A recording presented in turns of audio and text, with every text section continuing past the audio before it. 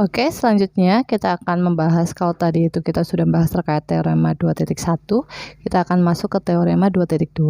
Di sini adalah terkait dengan algoritma pembagian. Jadi, kita akan membahas bagaimana sih algoritma pembagian itu sendiri.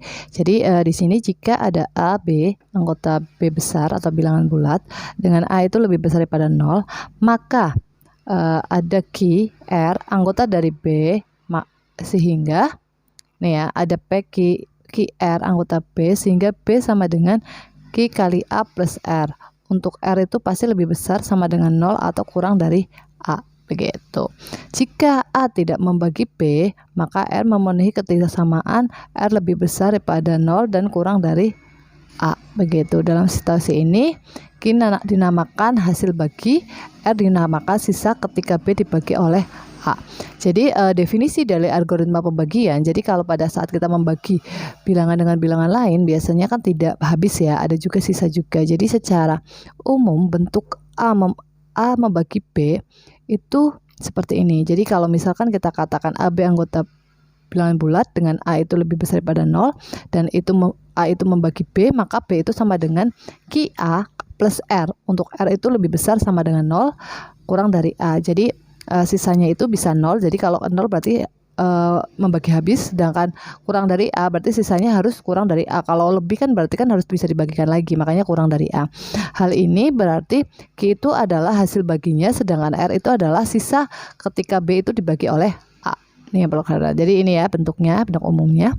Buktinya, apakah hal itu terbukti gitu. Sebenarnya secara logika sih kita orang matematika, oh iya betul itu seperti itu, tapi harus kita buktikan juga gitu. Seperti apa buktinya gitu kan? Buktinya di sini kita langkah yang pertama akan dibuktikan bahwa untuk ada Q anggota B, maka B sama dengan QA plus R. Sesuai dengan diketahui ya. Jadi kita akan membuktikan ini. Untuk AB anggota B dan A lebih besar daripada 0 dapat dibentuk barisan aritmatika, yaitu B dikurangi NA, di mana N anggota bilangan B, bilangan bulat gitu, sorry. Terus ya udah, kita bisa membuat seperti ini ya, dimana barisannya seperti ini, NA. Jadi N mulai dari min 3, mulai 3, 2, 1 begitu kan, terus 0 dan selanjutnya gitu, min 1. Yang ini bentuk umum sukunya adalah B dikurangi NA seperti ini. Begitu. Terus setelah itu ambil himpunan S yang anggotanya adalah suku-suku yang tidak negatif, yaitu ya untuk S sama dengan itu adalah suku-suku yang tidak negatif. Berarti kan untuk B dikurangi NA, untuk B kurangi NA itu harus lebih besar sama dengan 0 untuk N anggota dengan B, ya enggak? Ya. Jadi kita ambil yang B min NA itu yang lebih besar daripada 0, jadi tidak boleh negatif. Menurut prinsip urutan, S mempunyai anggota terkecil yaitu R anggota S, maka R dapat dinyatakan dalam bentuk R sama dengan B dikurangi QA Q anggota bilangan B, sehingga B sama dengan QA plus R. Iya, begitu. Jadi sesuai dengan urutan tersebut, kalau kita ambil bilangan terkecil itu kan R. Untuk R itu adalah anggota S, karena sesuai dengan yang diketahui di sini, R itu kan harus kurang dari A. Sisa dari itu otomatis R itu adalah yang paling kecil. Maka di sini dikatakan R itu adalah B dikurangi Q. Q itu adalah pembaginya, berarti N itu dibagi dengan pembaginya Q. Berarti B dikurangi QA untuk Q anggota bilangan bulat, maka kalau kita pindah ruas menjadi B sama dengan QA plus R. Jadi terbukti bahwa ada Q anggota bilangan bulat, B sama dengan QA plus R. Jadi terbukti untuk definisi algoritma keterbagian, yaitu di mana A itu membagi B itu adalah B sama dengan QA plus R gitu. Untuk Q itu sendiri adalah hasil baginya, sedangkan R-nya itu adalah sisa hasil baginya, seperti itu. Sedangkan pembuktian yang kedua, tadi kan kita membuktikan kedua itu kan membuktikan definisi secara umum. Kalau sekarang itu kita membuktikan untuk R lebih besar sama dengan 0 dan R kurang dari A. Andaikan R itu lebih besar pada 0 dan kurang dari A, tidak benar. Jadi kita kontradiksinya ya, karena R itu anggota S tidak negatif, maka R lebih besar sama dengan A. Kita balikkan begitu, sehingga R lebih besar sama dengan A, maka R dikurangi E lebih besar sama dengan A gitu. Jadi kontradiksinya ya gitu. Terus di pihak lain R itu adalah B dikurangi QA tadi sesuai dengan persamaan pertama, maka R min A itu sama dengan B dikurangi QA min A. Kita keluarkan A-nya sehingga diperoleh B min NA untuk N adalah Q plus 1. Sehingga karena R dikurangi A lebih besar pada 0 dan R dikurangi A sama dengan B min NA dan R min A itu anggota S dan A lebih besar pada 0, maka R dikurangi A itu adalah kurang dari R, ya enggak? Iya, otomatis karena kan A itu udah bilangan positif, maka R dikurangi A ya otomatis kurang dari R, sehingga R min A merupakan anggota S, ya enggak?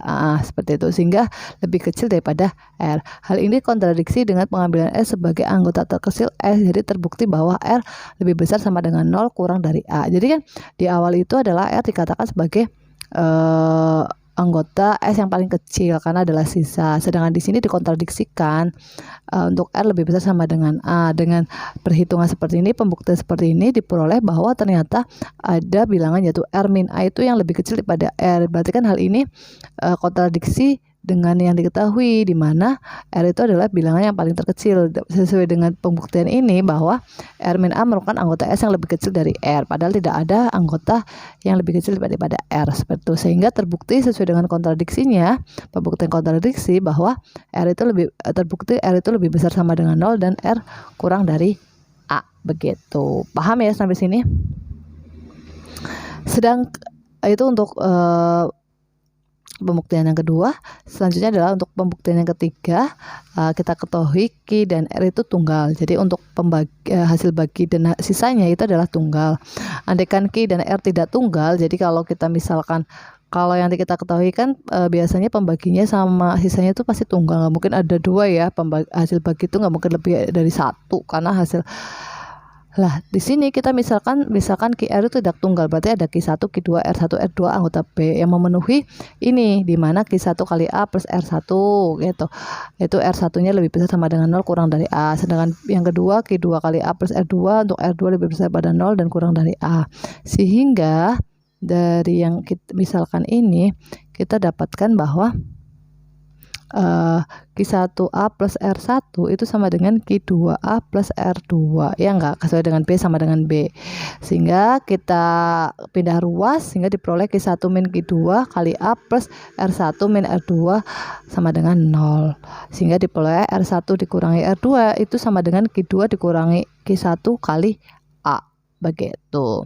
Ini berarti secara tidak langsung A itu membagi R1 dikurangi R2 kalau sesuai dengan definisi keterbagian, betul kan? Karena A itu membagi R1 min R2 di pihak lain, padahal R1 itu harus lebih besar sama dengan 0 dan kurang dari A gitu lah. Dan R2 juga sama, lebih besar pada 0 dan kurang dari A lah. Di sini A itu membagi R1 dikurangi R2 gitu, berakibat R1 dikurangi R2 itu pasti lebih kecil daripada A, iya kan? Karena sesuai diketahui R1 dan R2 aja lebih kecil daripada A, otomatis kalau R1 dikurang R2 otomatis ya kurang dari A kan, atau R1 kurangi R2 lebih besar daripada min A atau lebih kecil daripada A gitu, kata lainnya. Dengan demikian A membagi R1 min R2 berakibat R1 dikurangi R2 itu sama dengan 0, sehingga R1 sama dengan R2 begitu, karena itu kan diantaranya ya gitu. Sehingga karena R1 min R2 itu 0, sehingga R1 sama dengan R2. Terbukti dari R1 dikurangi R2 sama dengan A, Q1 dikurangi Q2 diperoleh A Q1 min Q2 sama dengan 0 karena R1 min R2 adalah 0, sehingga diperoleh Q1 sama dengan Q2 gitu. Jadi tunggal, jadi terbukti bahwa Q dan R itu tunggal, yaitu R1 sama dengan R2, Q1 sama dengan Q2, tidak ada yang lebih dari 1, jadi tunggal. Dari pernyataan 1 dan 2 ini, yang pertama itu kan membuktikan bahwa B itu sama dengan QA plus R gitu. Yang kedua membuktikan bahwa R itu lebih besar sama dengan 0 kurang dari A, itu benar ya, kalau R itu harus lebih besar sama dengan 0 dan kurang dari A. Terus yang ketiga itu bahwa Q dan R itu adalah tunggal. Dari buktikan dari 3 pembuktian tersebut, maka terbukti bahwa algoritma algoritma pembagian itu bisa dipakai, terbukti begitu. Paham ya? Jadi ada 3 hal yang harus dibuktikan. Sampai sini paham ya? Jadi untuk membuktikan algoritma pembagian itu ada 3 yang dibuktikan. Yang pertama adalah untuk B sama dengan Q A plus R. Terus yang kedua adalah membuktikan R itu lebih besar daripada 0 kurang dari A. Yang kedua adalah untuk Q dan R itu adalah tunggal. Itu pembuktiannya itu. Kalau 3-tiganya terbukti, maka terbukti bahwa algoritma pembagian itu terbukti, bisa dipakai seperti itu. Oke, baiklah, kita akan lanjutkan materi. Di sini kita akan masuk ke dalam contoh. Ya, di sini kita disuruh untuk tunjukkan bahwa 2 itu membagi n kali n plus 1 untuk semua n anggota bilangan bulat.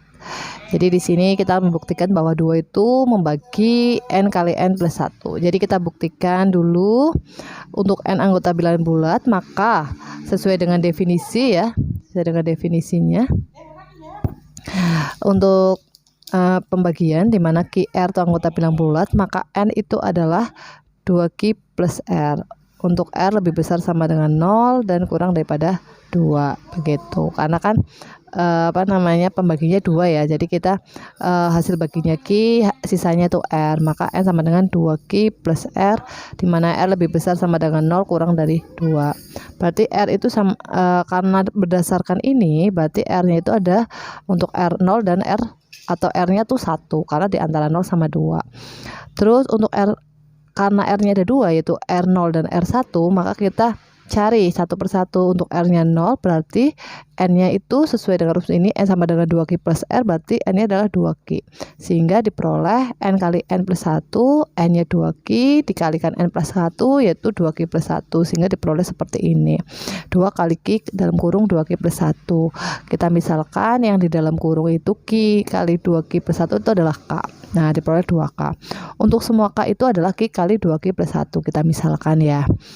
Untuk Q anggota bilangan bulat, maka K itu adalah Q kali 2Q plus 1 anggota bilangan bulat. Karena ada K anggota bilangan bulat, sehingga N kali N plus 1 sama dengan 2K. Maka hal ini membuktikan bahwa sesuai dengan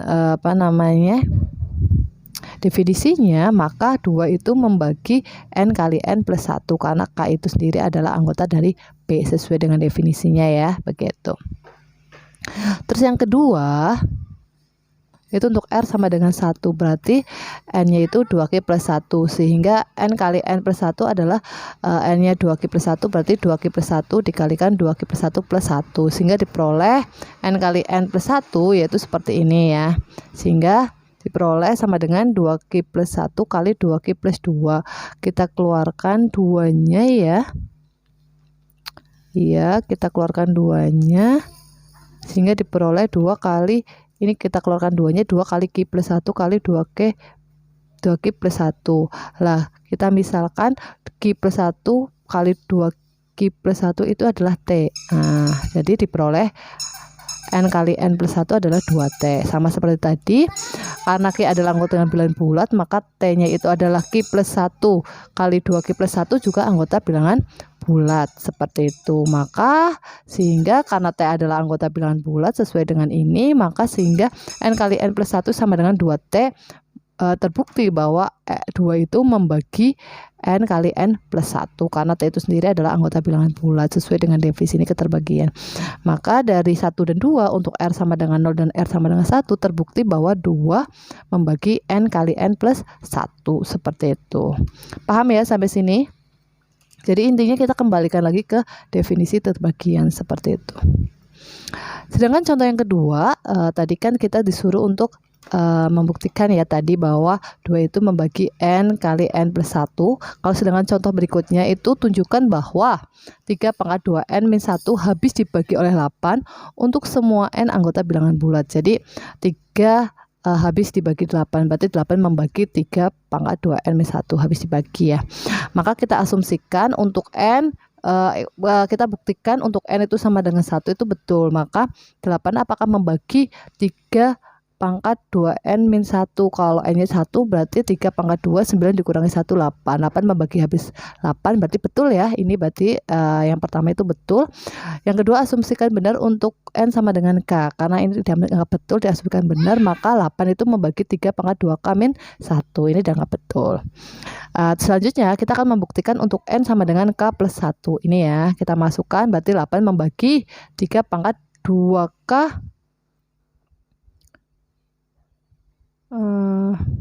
2K min 1 ya. Ya enggak?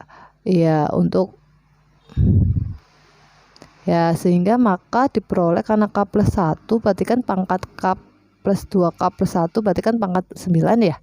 Nah, sehingga diperoleh untuk itu 8X seperti ini ya. 8 bagi 3 2K min 1, maka terdapat X anggota bilangan bulat seperti ini.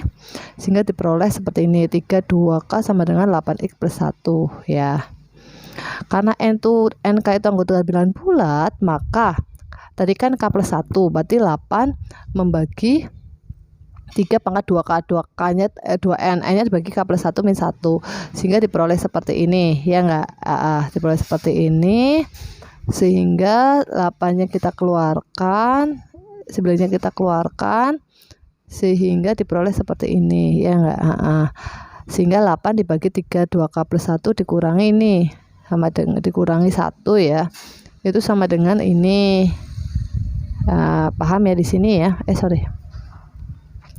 Sehingga dari perhitungan ini nih, kita peroleh bahwa 8 dibagi 8M, untuk M itu adalah 9X plus 1, yaitu di sini diperoleh 8 itu membagi 8 kali 9X plus 1, di mana 9X plus 1 itu adalah M, untuk M adalah anggota bilangan bulat, maka secara tidak langsung 8 itu membagi 8M itu betul. Maka terbukti bahwa untuk N sama dengan K plus 1 itu untuk 8 membagi 3 pangkat 2K plus 1 min 1 itu betul. Maka dari tadi pembuktian untuk N sama dengan 1 dan untuk N sama dengan K1 itu betul, maka terbukti bahwa 3 pangkat 2N min 1 itu habis dibagi oleh 8 untuk semua N anggota bilangan bulat, begitu.